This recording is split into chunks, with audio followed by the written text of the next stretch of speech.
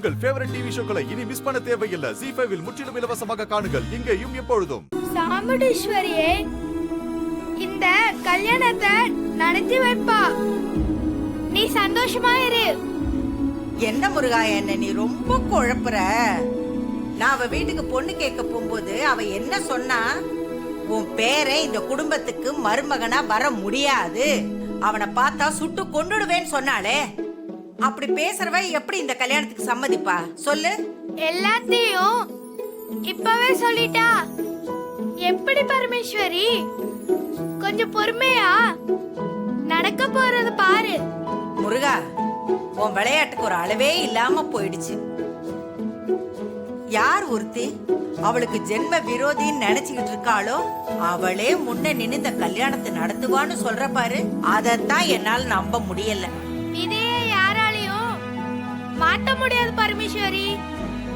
சாமுண்டீஸ்வரியே, இந்த கல்யாணத்தை நடத்தி வைப்ப பாரு. நீ உன் பேர பேத்திக்கு அச்சதை போட்டு ஆசீர்வாதம் பண்ணுவ.